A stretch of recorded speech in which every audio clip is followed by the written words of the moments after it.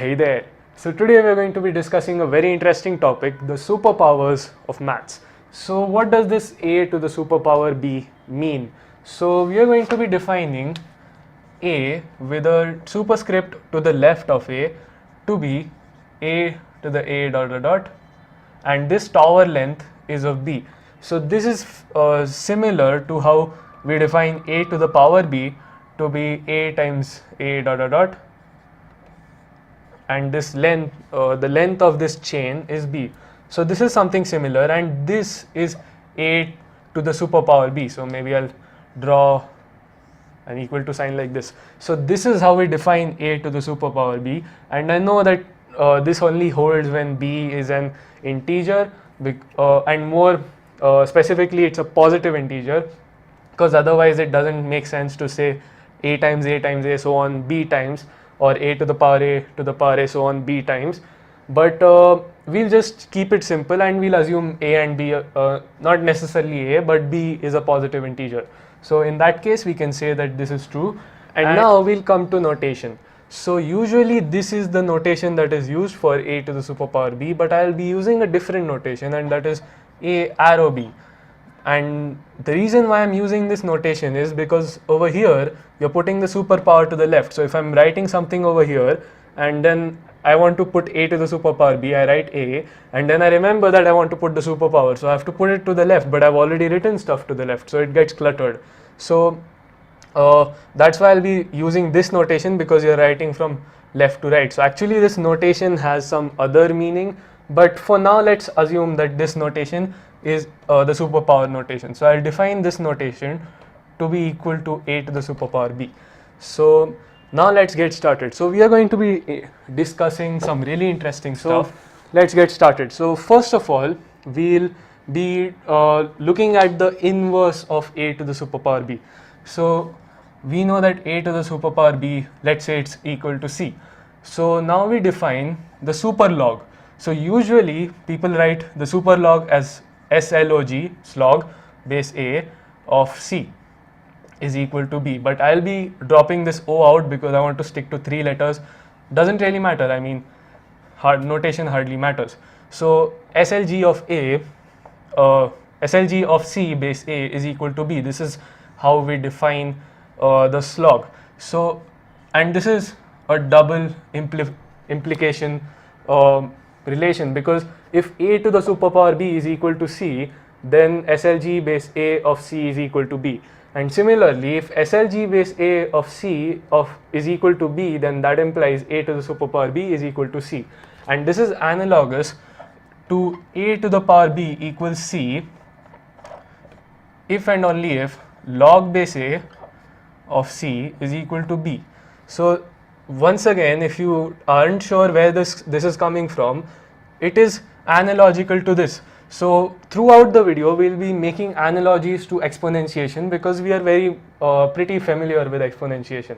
So pause the video over here if you aren't clear with what's happening over here, and take a look at this equation, and once you're clear you can resume. Until then I'll get rid of this. And now we come to an interesting property. So if we have a arrow b, which is a to the superpower b, we can write this as a to the power a arrow b minus 1. So to show you where this is coming from, let's go back to the definition. So what is this? This is a tower of a's of length b or height b, and this is a to the power a tower of length or height b minus 1. Right, that's what this is saying. So you are raising, first you are looking at this tower of length b minus 1, and then you are raising a to the power of that tower, and you can already see these two are the same thing, and you can remove these brackets because they don't really affect the meaning of our expression. So over here you have b a's, and over here you have b minus 1 a's and one more a, so obviously they're the same. So using this property, or this one to be more precise, we can take the log base a on both sides, not the super log, the normal log, which we all know and love. So if you take log base a of a arrow b, that is equal to log base a of a to the power a arrow b minus 1. Clear? And now we are just looking at log base a of a to the power x, right? This, you can just call this entire thing x, and these two expressions are of the same form, and we already know that this is by definition x. So this thing by definition must be this exponent, which is a arrow b minus 1. So we can say that log base a of a arrow b is equal to a arrow b minus 1, and this is a very useful property. So we'll be listing properties over here which we find out along the course of this video. So I'll get rid of this and I'll be right back. Okay, so now let's come to the properties of the slog. So to derive the properties of the slog, we'll need one equation which is, although fairly obvious, you may not always see where it pops up and in what form it pops up. So we'll just write it to be on the safe side, and that is SLG base A of a arrow y is equal to y, and this is by the very definition of SLG base A of anything. So whatever is in the superpower, it just comes to the RHS. So now let's get to the properties. So firstly, we look at SLG base A of a to the power b, and now how do we find this? Well, we want to write a to the power b as a to the superpower something, and then this something will be our answer. So we need to figure out what that something is. So for that, we'll write b as a arrow SLG base A of b, and now look at this as b is equal to a to the power log base A of b. This is fairly obvious, right? And this is the same thing because these two equations are analogical. This one is in exponentiation, this one is in super exponentiation. So whenever you are getting confused about what's happening, you can just go back to exponentiation and relate stuff. So now we can use this and we can replace b with this thing. So we'll get SLG base A of a to the power a arrow SLG base A of b. Okay, and now how do we simplify this further? Well, remember that a arrow x is equal to a to the power a arrow x minus 1. We derived this previously, and that's where this equation came from, if you remember. So now you can use this and you can say that a arrow x plus 1 is equal to a x, right? Because if you add or if you replace x with x plus 1, this is what you get. And now you can use this over here, because if you call this thing SLG base A of b as x, then you have x over here, and we know what that turns into. So we know that this, we are just going to add 1 to this, so this will be SLG base A of a arrow x plus 1 if we call this x. But what is x? X is just SLG base A of b, so this is SLG base A of a arrow SLG base A of b plus 1. And now we'll use this equation, because if you call this entire thing y, then a arrow SLG base A of a arrow y is just y, right? So this is equal to y, but what is y? Y is SLG base A of b plus 1. So this is SLG base A of b plus 1. So this thing evaluates to SLG base A of b plus 1, and that is the first property.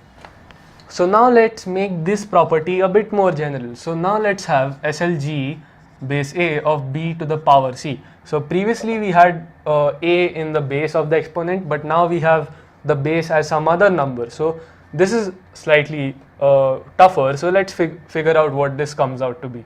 So once again, we want to write this as a to the superpower something, because that's how we are going to simplify this, right? That's how we are going to get rid of the SLG. So let's write this as, first of all, we look at b to the power c. We know that b to the power c is nothing but a to the log base A of b to the power c, right? You can just put x over here in general. X is equal to a to the power log base A of x, right? That's what defines the logarithm. So we can use that, And since b to the power c is equal to this, we can write that b to the power c is also equal to a to the c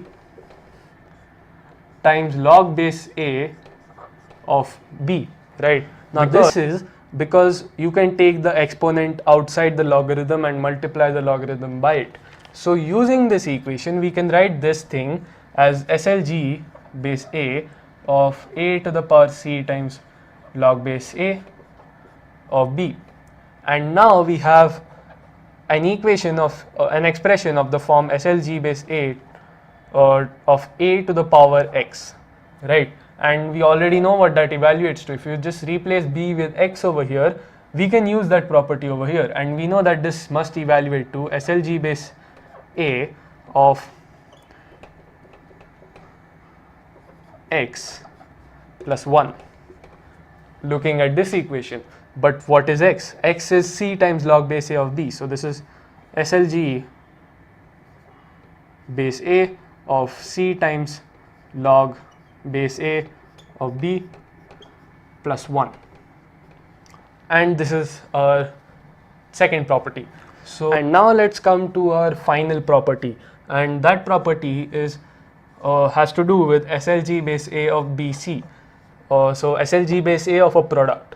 So how do we do this? Well, once again we can write this as SLG base a of a to the power log base a of bc, right? This is just a simple the definition of logarithms. So using this, once again we can say that this is SLG base a of, using this property, it is log base a of bc plus 1. And I find it surprising that you can get logarithms inside super logarithms so easily. I mean, if you go back to your logarithm knowledge, if you have log base a of the log base a of b, so if you are solving a question and you end up with an expression like this, log base a of log base a of b, then you know for sure that the person who designed the question designed it in such a way that you get a logarithm inside a logarithm. But over here you get a logarithm inside a super logarithm very naturally. All we were looking at was the super logarithm of a product, and we got a logarithm inside a super logarithm. It's not like we designed the question such that we get a logarithm inside a super logarithm. It was very natural. So it's kind of surprising and pleasantly surprising. Okay, so now we can use this fifth property to simplify this fourth property. So I'll rewrite this thing, but I'll use some different variables. So instead of BC, I've used X and Y, and obviously that doesn't really make a difference, right?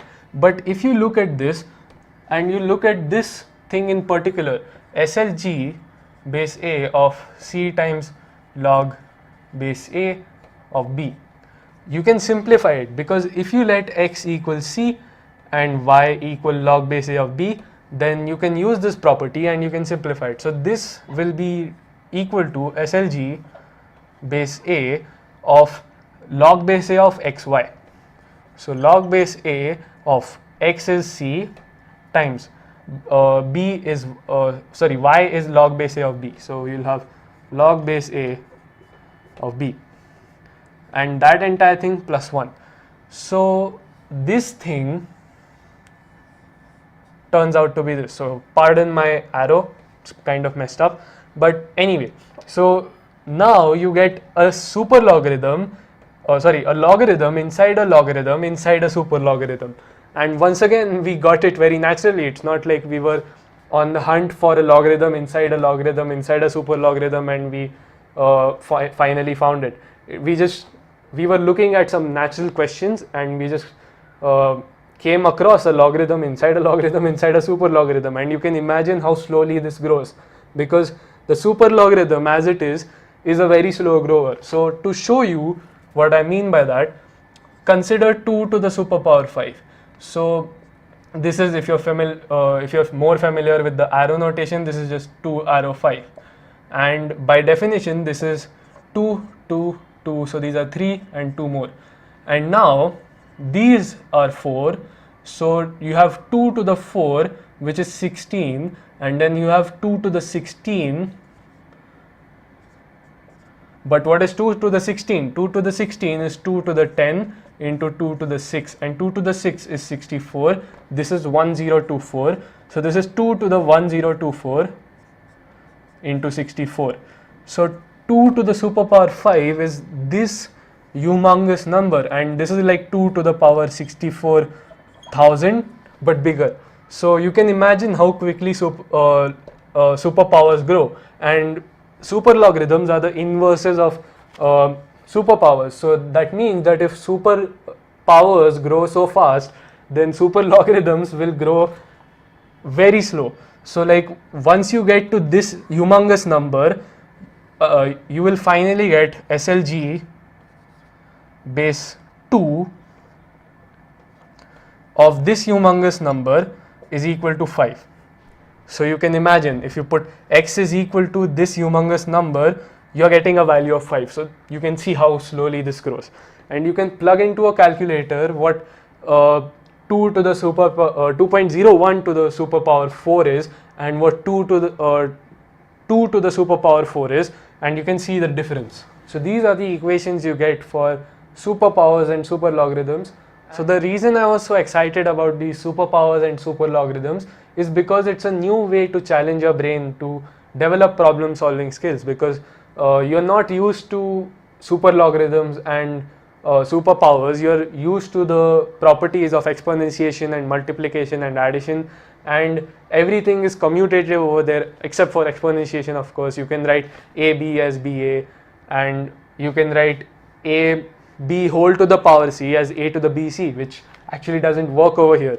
It's a pretty interesting point, and basically the point is you should keep trying some new stuff like this to develop problem solving skills. I mean, sure, it's outside the syllabus maybe for you, but that shouldn't matter, because the syllabus just teaches you certain concepts, and teachers barely ever go through problem solving skills, and these are the things which help you in developing problem solving skills. Like, this is how I develop my problem solving skills, and all I did was I just derived equations on my own, and I made up my own equations, and later on I found out that those equations have already been derived by someone else, but that's fine, because that's what helps you develop your problem solving skills.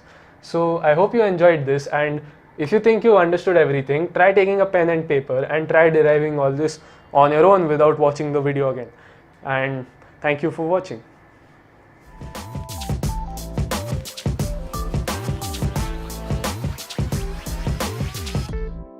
Turn up. Let's go.